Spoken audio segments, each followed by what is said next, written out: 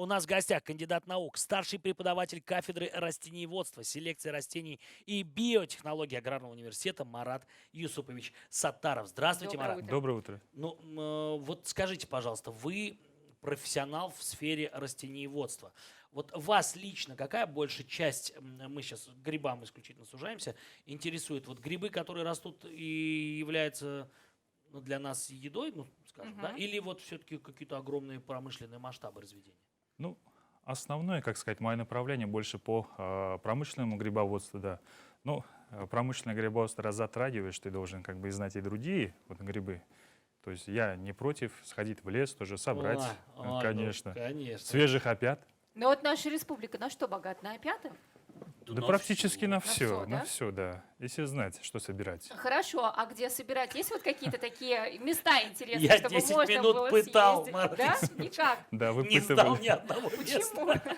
Ну, как сказать, многие грибники просто-напросто скрывают свои Но места. вы не скрываете Я не этим скрываю, утром. нет. Расскажите нам. Ну, как сказать, можно Иглинский район съездить, Так. Благовещенский район, ну, естественно, чуть подальше от промышленных предприятий. Мгм. Вот, Кармаскалинский есть. Если так погуглить в интернете, то есть грибная карта Башкирии, там люди выкладывают свои То есть и грибные места. отмечают позиции, да? Да. А я слышал в свое время историю, что можно сделать свое собственное грибное место. Нужно найти те грибы, которые ты любишь собирать, их размельчить, они же размножаются спорами, Мгм. и можно вот прям посеять. Но Слушайте, только, интересный только способ. ну, допустим, понятно, что подберезовики растут там в березовой роще, да, условно говоря. Мгм. И вот в соответствующей экосреде посеять. Правда ли это? Ну, некая правда есть, некая правда есть. Ну, как сказать, отдельные виды грибов поселяются, в кавычках, конечно, сказано, с отдельными деревьями.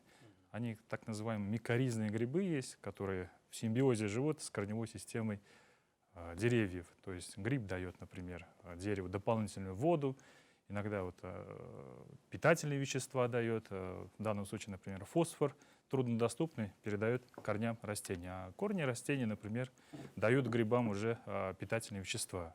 Они сами не могут синтезировать грибы, как, например, растения, так называемые гетеротрофные организмы. Вот, и поэтому такой симбиоз, взаимное сожительство. Вот. Какая вообще польза от грибов? Польза на самом деле достаточно большая. Если посмотреть по их химическому составу, то они приближаются к мясу рыбе. Мгм. Вот, Можно да. заменить, да, вид мяса на грибы, например. Ну, некоторые считают, что грибы такая тяжелая пища. Тяжелая, да. А почему? Потому что в составе хитин содержится, который не переваривается нашими органами пищеварения. Вот, там достаточно большое количество микроэлементов, белка, мало углеводов и жиров. То есть это как бы диетическое тоже считается. То есть Вот. полезная еда. Ну да, полезные. Мгм. Есть некоторые грибы, которые, например, используются в медицине, например. Да. Тот же самый, например, чайный гриб в народной медицине используется. Если так углубиться в микологию, есть такой гриб кардицепс, который тоже уже в китайской медицине активно используется. Вот, и так далее, в общем. Мы, понятно, в школе изучали, как выглядят съедобные и несъедобные. Кстати, Я уже дорогие все друзья, забыла. если вот вы абсолютно. пойдете, возьмите обязательно с собой какую-то табличку сравнений, потому что действительно очень легко спутать. И мы сейчас вот с Маратом Юсуповичем разговаривали. Вот есть ли какая-то основная, главная примета, по которой можно понять, что это съедобный гриб, а это нет? К сожалению, наверное, если так сказать, прям таковых примет нету. Но есть особенности. Ну, если вот так посмотреть для новичка, то вот яркий цвет, это может сигнализировать об опасности. Ну, в природе, в принципе, Как всегда, да. да, яркий цвет. Ну, например, те же самые там ложные лисички могут быть, ложные опята. Ну, они такие если опята взять ярко коричневого цвета, лисички более такого тоже ярко-красноватый даже немножко оттенок есть. Ну, тот же самый мухомор, если взять красный. Но он не всегда, я бы не сказал. Если взять, например, бледную поганку, она вообще не яркая, она белая, в принципе. Очень опасный гриб. Бело-зеленая, одна из опаснейших. Представительниц Да, ядовитых грибов. совершенно А верно. скажите, пожалуйста, вот можно ли, если так вот чисто теоретически у себя на участке разводить грибы? Шампиньоны, например, вот сейчас же разводят их, да? Можно. Теплице в какой-нибудь. Ну, я бы порекомендовал не шампиньоны. Лично я сам выращиваю вешенки, так называемые. А. Вот, да.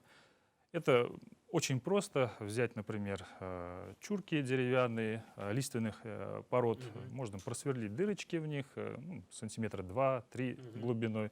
И туда мицелий забить. И, пожалуйста, во влажное место прикрыть чем-нибудь пока. И где-то через год у вас будет, пожалуйста, грибы, вешенки на участке. Серьезно? Серьезно. То есть у вас прям много растет, где вы разводите? Ну, у меня в деревне растет, да. Собирают Супер. родители. Так это, а вешенки продаются, я прошу И прощения, продают. там не слабая цена-то у них. Не слабый, да. В последнее время, особенно с вот этой пандемией, скачили цены.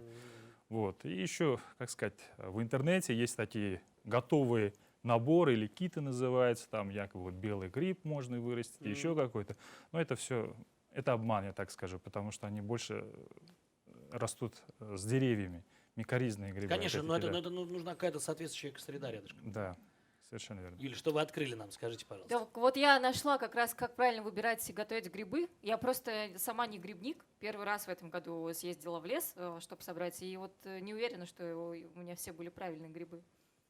Я, кстати, слышал историю о том, что если вдруг в корзине с нормальными съедобными грибами оказалась хоть одна поганка или там, ну, какой-то ядовитый гриб, то всю корзину есть уже нельзя.